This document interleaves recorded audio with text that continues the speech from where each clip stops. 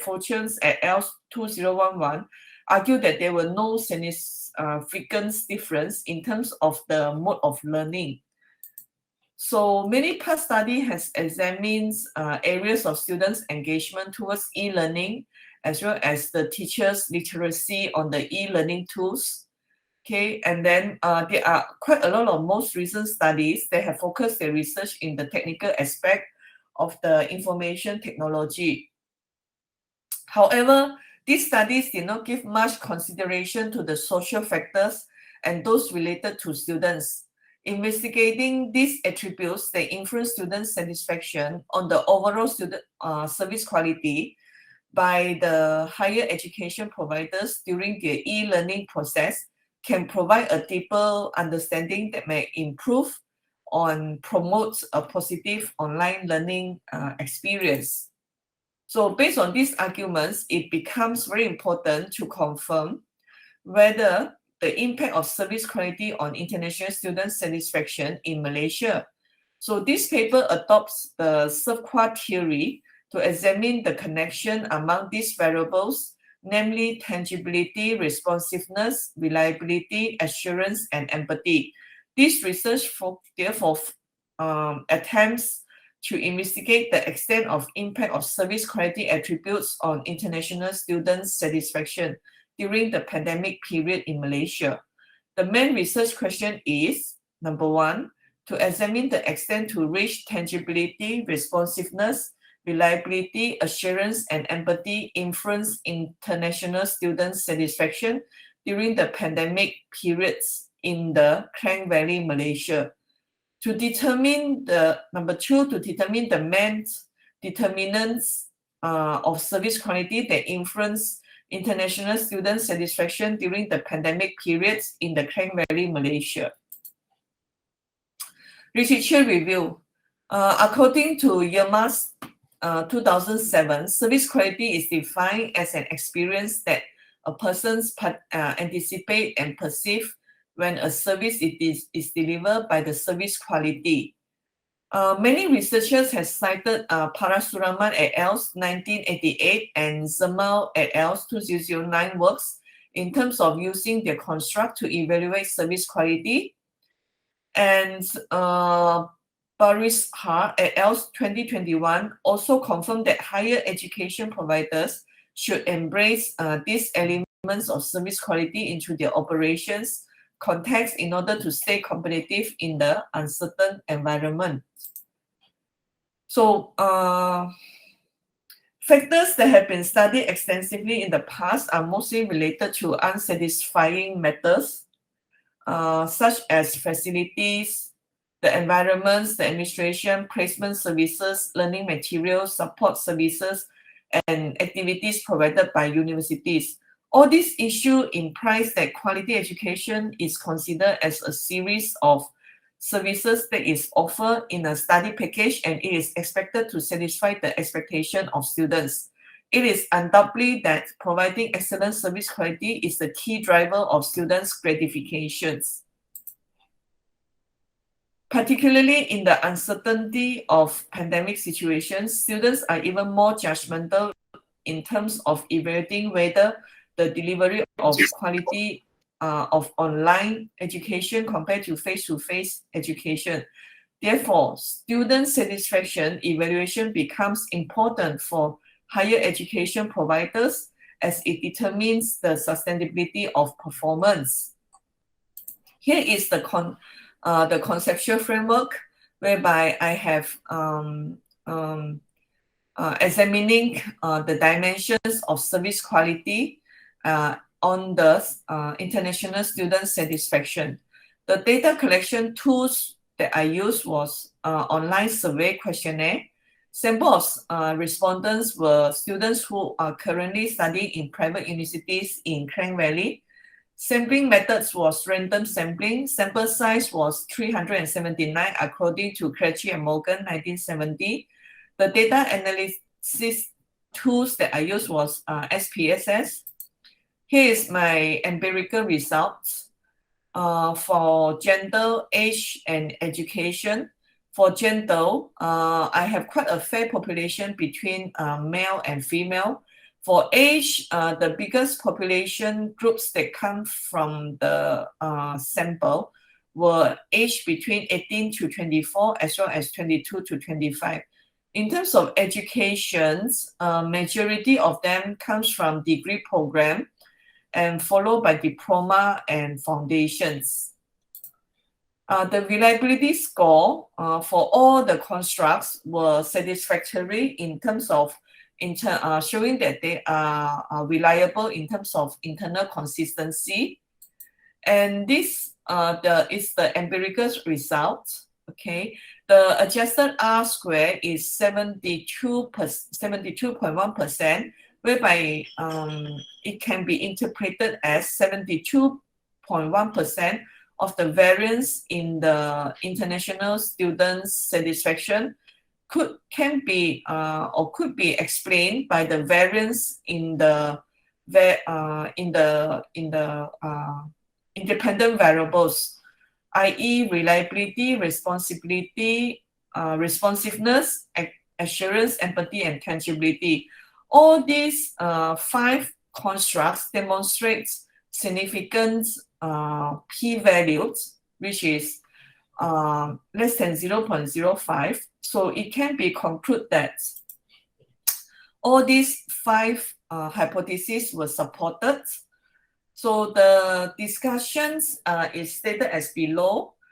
So based on the empirical result, tangibility is perceived as the main determinants that influence international student satisfaction.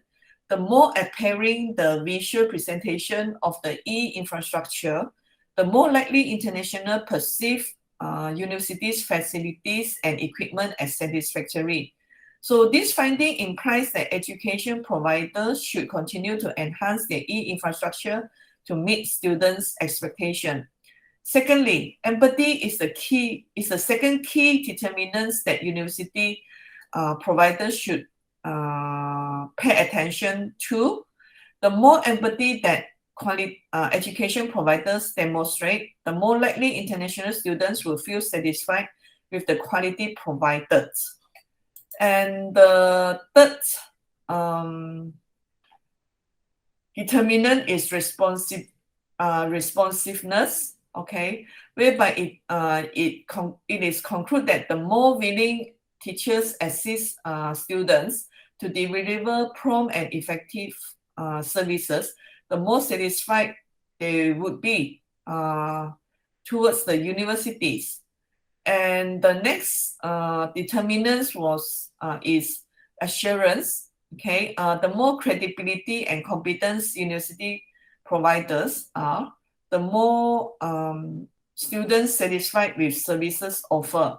And the last determinant was reliability, which concluded that the greater the ability of university providers offer consistent and trustworthy services throughout the period of difficult time, the more likely international students would feel satisfied with the service provided. In terms of limitations, the collection of data was challenging as it was conducted during the MCO lockdown 1.1 in 2020, and so the response rate was not encouraging despite numerous attempts had been made. In terms of future research area, a longitudinal comparative study between the current and the post-pandemic periods in the area of service quality and international students satisfaction would be encouraged. Public or university or local students could be concluded to compare the satisfaction level of local universities, could be concluded, could be compared in terms of service quality, okay, between the current and the post-pandemic periods. So in conclusion, based on the empirical result, it is concluded that the private universities should improve the international student satisfaction in accordance to quality indicators. For one, in order to provide quality education to students, educators would need to take care of the infrastructure facility to reach international student satisfaction. In other words, university providers should increase the capital investment to further improve their facility. That's all with my presentation, and thank you very much for watching this video. Thank you, Prof, for the insightful determinants of how international students to choose when they want to study international, when they want to study private university in Malaysia. So I open the floor for the question and answer. If you have a question.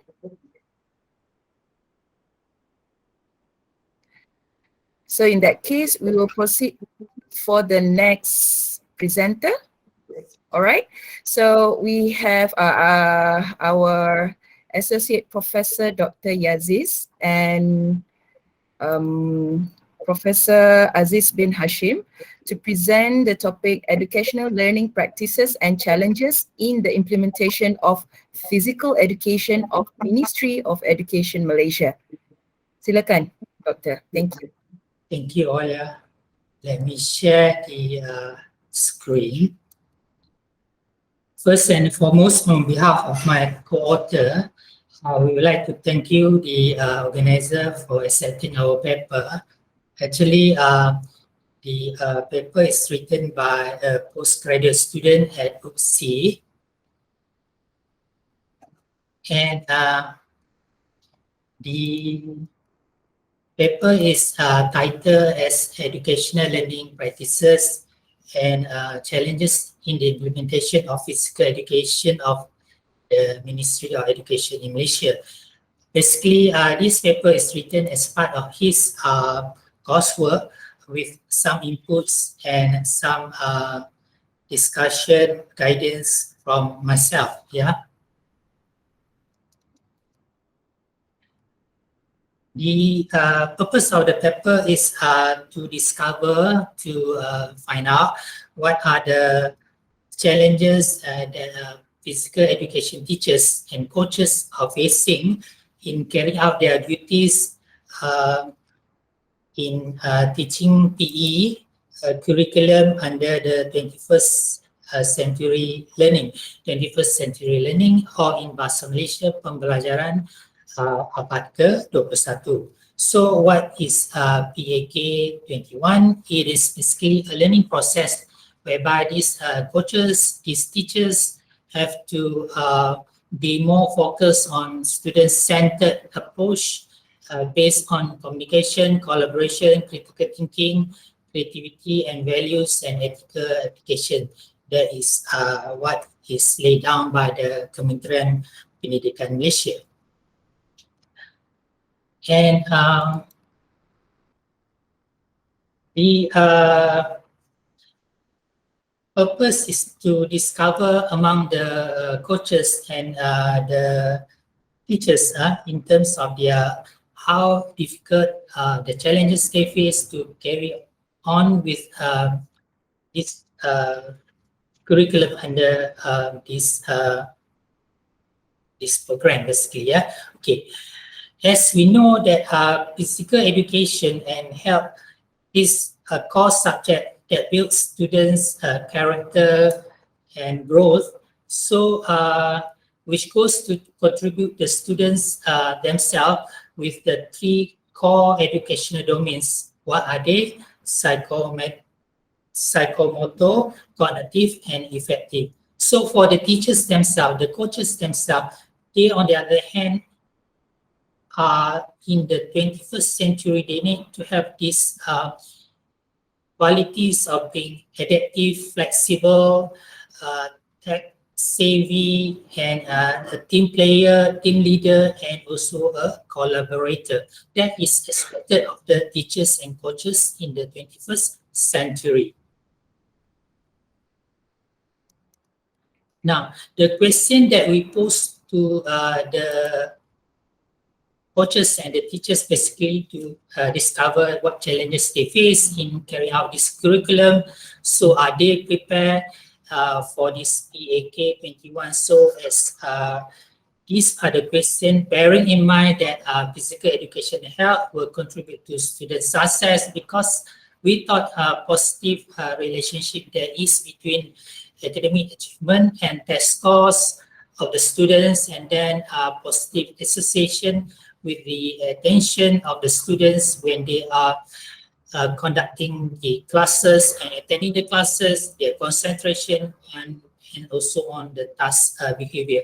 Also, we see that there is benefit in terms of this PE and health curriculum, because it encourages lifetime health habits among the students. Also, it is meant to reduce childhood obesity among the students themselves, and also to reduce discipline referrals and their participation in high-risk behavior. Those are the benefits of this curriculum. So, in terms of the sampling, we have chosen teachers who are teaching in a few schools in the Keramat area in the Kuala Lumpur, and these teachers who have more than 10 years of teaching and coaching in the PE and health, and they are located in Klang Valley in the Keramat area.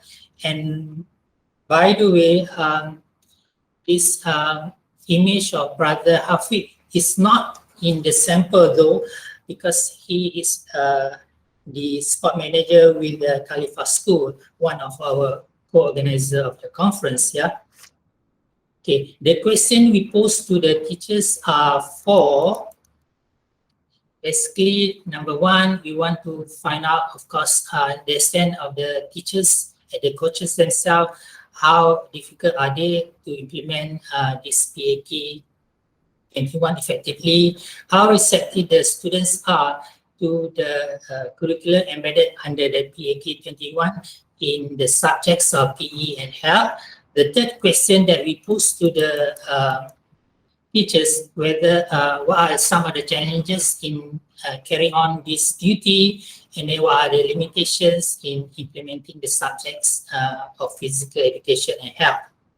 So based on these 4 questions, we find out that for question number 1, that the response that we got from the teachers and coaches after analyzing the result, we find out that the teachers, they are seen as implementer and facilitator by the students. So this is expected of the teachers. They should be seen as implementer and facilitator by the students. Result number 2 that we find out is that the students themselves, they would enjoy the session of physical education and coaching exercises when the coaches and the teachers themselves are skilled in their respective field, whether track and field, hockey, soccer, martial arts, or others. We just find out that the Khalifa School actually has martial art as one of their extra curriculum. We also find out some of the other challenges the teachers face is that the other teachers, on the other hand, would focus more instead on examination-based subject instead of PE and health. So another challenge is that there is inadequate in terms of time, especially if the PE subject needs a lot of preparation. Let's say if you want to prepare the student for hockey, then the student have to be put on safety pad and so forth, compared to that of having the student for activities track and field is much simpler and less time is needed. So what is expected then is the subjects for PE and health is to be elevated to that of more important, the same level with the exam-oriented subject. And the other challenge is that they need tools equipments to do these exercises. You need the hockey sticks, you need the balls, you need all the equipments for track and fields. So these are the challenges here. Also, there is a need to instill discipline among the student, and then if the teachers themselves are not trained, the students will find less interested to join in the activities, and they, as a result, become passive in the activity. So moving forward, we can conclude that we should then instill a culture of professional learning community among them, the teachers and the coaches of physical education and health, where attributes such as skills, experience, and mechanism to monitor are given more weightage, given more consideration. And what is the professional learning community? Basically, it is where the teachers who are committed work in collaborative, continuous inquiry and research to finding ways and means to increase performance of the students. Yeah. So we also would like to suggest that the physical education and coaching is consists of subject that has to ensure that the subjects are implemented in accordance with the essence of the national education philosophy, and experienced teachers are roped in to teach those subjects, and the implementation and monitoring mechanisms are to be given priority to produce students who are healthy in terms of in terms of their physical, emotional well-being, and spiritual as well as intellectual level. So those are some of the recommendations. Moving forward, we thought that future research should focus on curriculum development for physical education and health for students with special needs. I think that would be interesting for Kiwanis Tamantun, who is in there for the purpose of taking students with special needs interest. Yeah. So then another point is that maybe to assess how limited accessibility because of this COVID-19 pandemic, movement is limited, notwithstanding tomorrow in the Klang Valley, we can move about. So what are the challenges because of that period of limited mobility has affected the students and the coaches and the teachers in carrying out this PAK 21 missions. The bubble training environment that was provided then during that certain period, does it help to solve the solution? So these are some areas that may be of interest to be pursued in the future. To conclude again, thank you to the organizers for accepting our paper. That's it. All right, thank you, Prof, for the interesting topic. It just reminds me of yesterday's question in the EdTech event when one of our participants asked the speakers how we want to bring the engineering education into the online learning. All right, thank you very much. I open the floor for Q&A.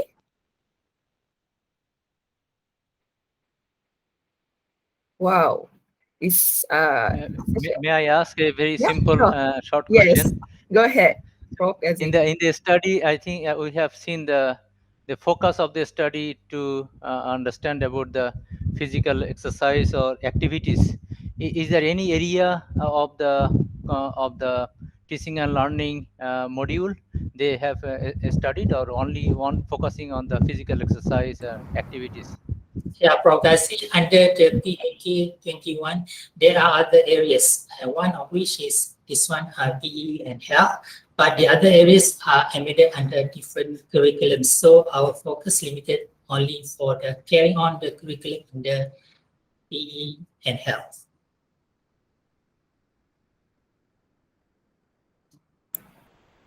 Okay, is there any other question?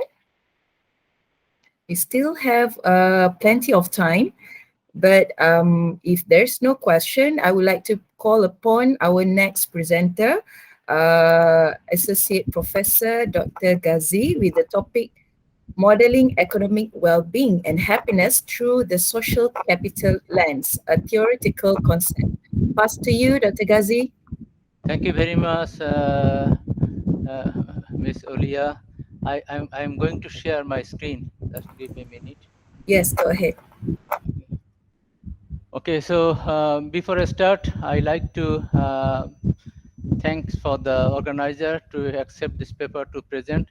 This paper is a different paper from the other two because this study has done to understand about the theoretical and empirical understanding of the economic well-being and happiness in the development perspectives.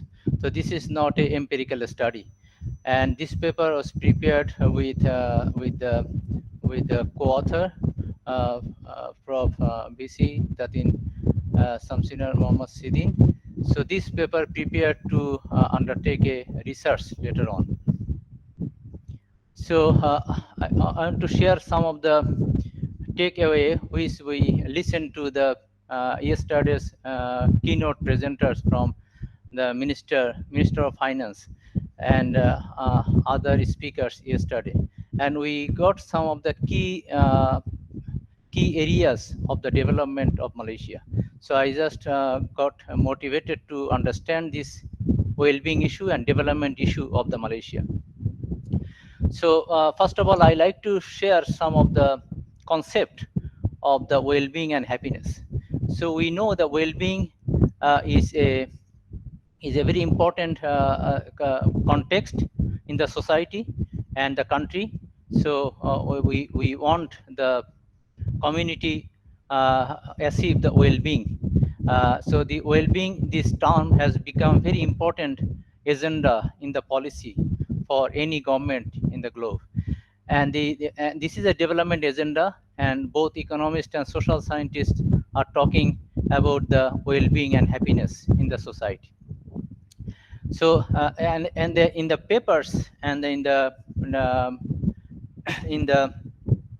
literatures, we have found that in the discussion of economic development or happiness and well-being, we use the GDP for the country is a important measurement index for economic accounting as well as the well-being index. And the well-being index is very complex because there are material aspect of the well-being and there are also subjective aspect of the well-being. And subjective aspect is more difficult to understand because it has got the cognitive aspect and it is the assessment of the material aspect in terms of psychological and the psychological and the motivation of the human beings. And these two aspects of well-being, material and subjective well-being, are interdependent because they cannot be independent to explain. So both life satisfaction and happiness is a effect of the material gain for the population or for the well-being of the individual. And we have got the literature in a theoretical and empirical literature about the sustainable livelihood and well-being. And this is a very important theory and empirical studies in the aspect of sustainability of the well-being of human beings. And we use this livelihood asset. And this livelihood asset theory, they explain the economic, physical, financial, social, and human aspect of the asset, so that if people have access to the different types of assets, they are likely to achieve the sustainability of their livelihood. And the question is still remains in the area of the well-being and happiness, that can money buy happiness in the society? And the concept of well-being is used interchangeably, because in the literature we find the term use well-being. Sometimes they use quality of life, happiness, life satisfaction, but these all concepts are mutually or interchangeably used in the literature. So what is the impact of the or the context of the GDP in the welfare? We have found a number of literatures that there is a significant relationship between the income and the well-being and happiness, and there is a reciprocal relationship. So they have a relationship between economic growth and well-being and economic growth. And this economic growth can increase the well-being only a short term. This is a debate on the findings by different authors, and particularly Easterlind is a scientist, and he has done a number of study, and he concluded that the levels of well-being diminishes when the increasing income. So increasing income will not necessarily increase the happiness in the longer run. So this is a short run, and these findings has been validated by many other different studies. Like Clark in 2016, he also found the same thing, that the increasing income will not be increasing the happiness for the lifetime. And it is concluded that GDP fails to measure the real economic issue in the economy, the wealth issue in the economy of the nation. So GDP has been mistakenly used to have a measurement, broader aspect of the measurement of welfare. This is a finding from different studies, and particularly the scientist Costanza. He has done a lot of studies in the GDP and the measurement of the welfare. And the social capital, what is the social capital contributes to the well-being? Social capital has been discussed in the recently in the past decades about the people access more social capital or social assets if they have networks, organization, norms, links, shared values among the community, social trust in the society, and these facilitate the coordination, cooperation, and mutual benefit among the community in the society. And this theory has been developed by the Putnam and Woolcock long time ago, and this social capital has become a important theory to understand the well-being and sustainability of the well-being in the country. And this social capital is accessible through community interaction, volunteering, community activities, social ties, norms, values, attitude, beliefs, and trust. These are the key indicators to understand the social capital and assess the social capital to contribute to the well-being of the community. And that's some other studies they have also shown, and also we can use this aspect in the recent pandemic, how the social safety net is important during the crisis. And during the crisis, social capital contributed significantly to help each other through support, and this social capital can achieve the material gain, economic gain. That is the important contribution from the social capital and asset. The social capital and networks are increasingly viewed as a key components of ensuring the social and economic outcomes in the society. And what was the Malaysia? Malaysia is a emerging economy, and yesterday we listened to the Minister of Finance. He said this is consistently growing the economy from the independence in the past. So it has a outstanding progress in reducing the extreme poverty of Malaysia. So this is the progress of the Malaysian development. And the key development goal for Malaysia is to improve the standard of living for all Malaysians, and resulting from inclusive growth, sustainable growth towards 2030, consistent with the Sustainable Development Goal, SDG 2030. So the quality of life is important in the society, and this quality of life has not increased in the case of Malaysia compared to the increase in GDP growth in the past decades. They study in 2017 by OECD, the group of countries, and clearly say the rate of increase in the GDP is higher compared to rate of increase of the quality of life in the Malaysian society. And this quality of life relies on the public security, education. We talk about value in education. We talk about the education policy, education blueprint. So these are the important things we need to rely on the quality of life. Transportation, for example, health, housing, environment, social participation, culture, entertainment, and population. So these are quite a lot of the factors and indicators to achieve the quality of life. And the cultural and demographic diversity is very important in terms of the Malaysian case because it is a multicultural and multi-ethnic country. So this social implication is huge in the development of the nation. And the key issues now to understand about the subjective well-being, whether the people are happy, people can understand their life, whether they are happy through the subjective well-being issues like the psychological and emotional aspect of the livelihood. And for many countries, we have seen in the past the growth of the subjective well-being remained constant, even though per capita income has risen substantially. Like you look at China, you look at India, you look at the USA, they're economically prosperous compared to the other countries who are not economically growing very much, but their subjective well-being is higher.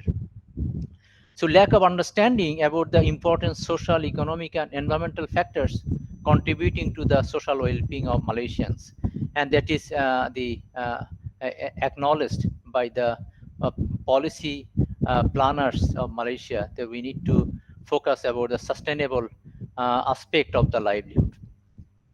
And the new economic model of Malaysia has incorporated sustainable development indicators, and which is lacking now in their terms of economic, social, and environmental indicators.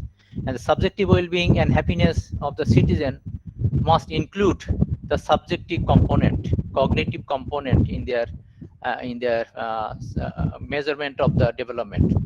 And that there are three dimensions: human dimensions of the well-being, economic dimensions of the well-being, and most importantly, the environmental dimensions of the well-being.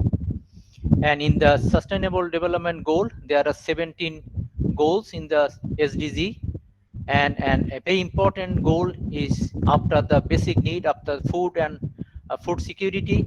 The third goal is the health and well-being, and the fourth goal is the quality education, and goal 7 is the affordable and clean energy, environmental resources. So these are the important goals in terms of Malaysian society. And in the past, there are a number of indexes used for the measurement of the welfare and well-being of Malaysia. And the index used in the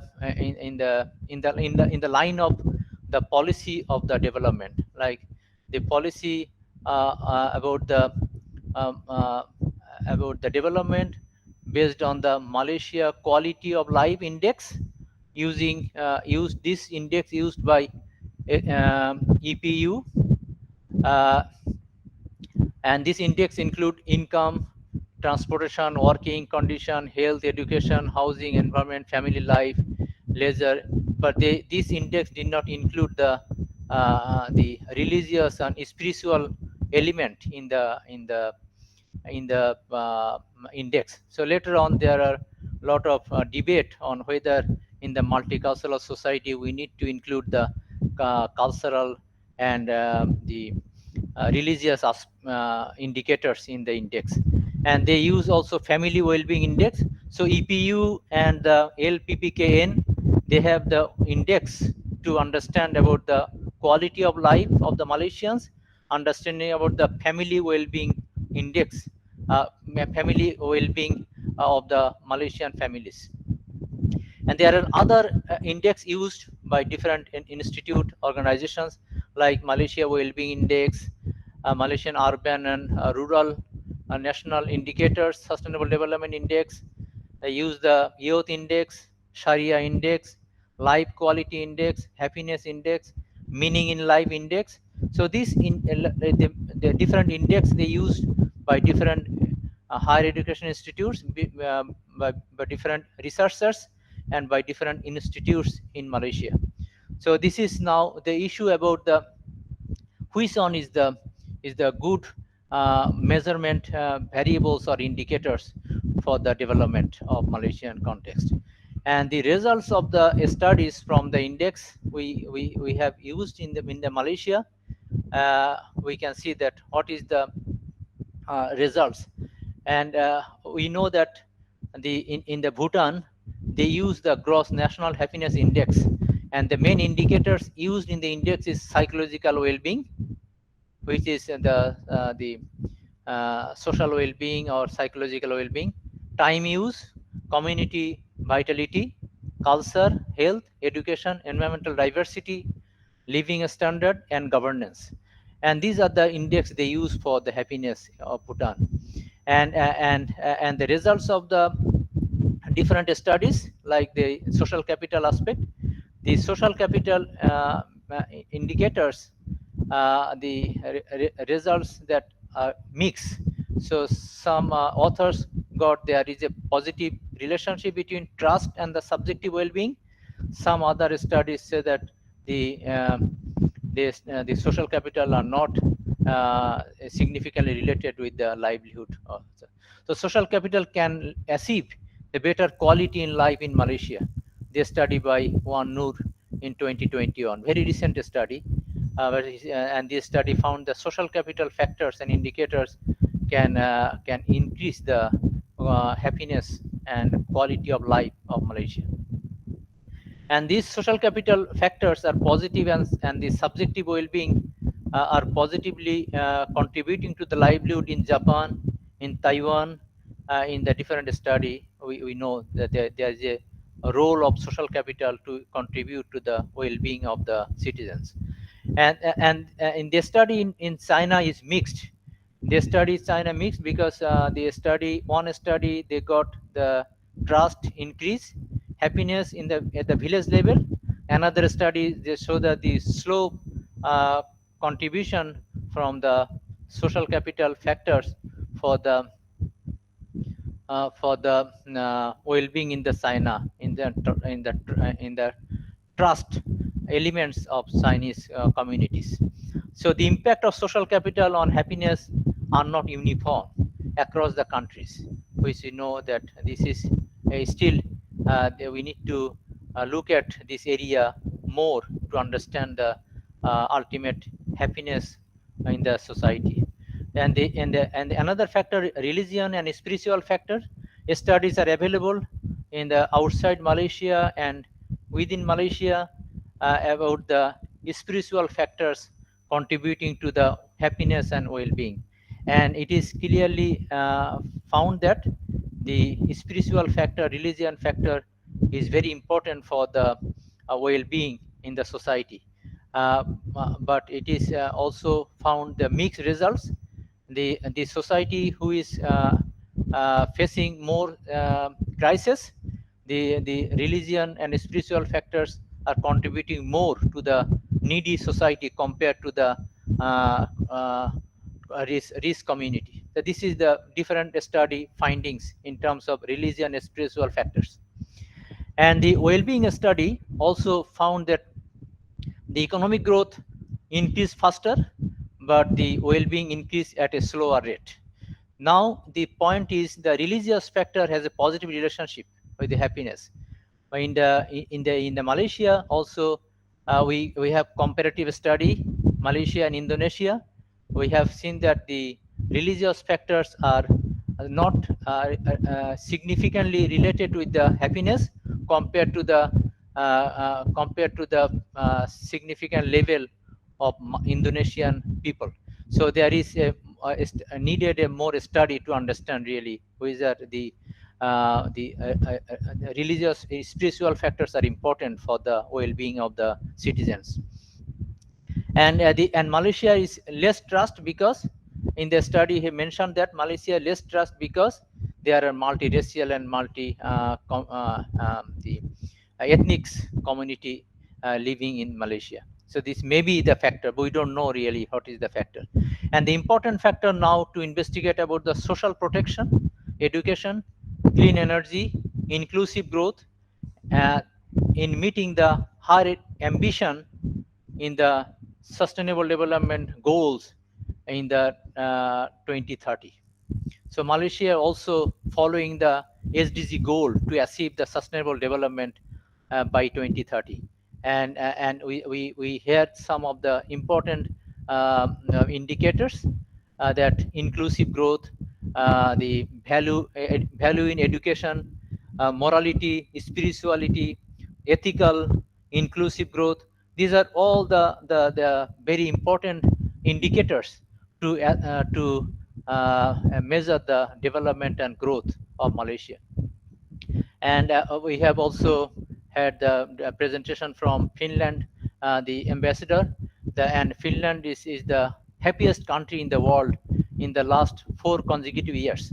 So in the population is very few, 5.5 million population, but they are very happy because there is the in the education system is the best education system in Finland currently. So we know what is the different indicators we need to understand for measurement of the development of the country. And Malaysia is in need of sustainable well-being approach. So this is the the 3 dimensions of the sustainability and well-being, and material well-being and emotional well-being for the happiness of the population. If we consider these 3 different elements and dimensions: social dimensions, economic dimensions, and environmental dimensions, then we can find out what are the indicators to measure this happiness index for the measurement of the development for Malaysia. So we need both material well-being indicators.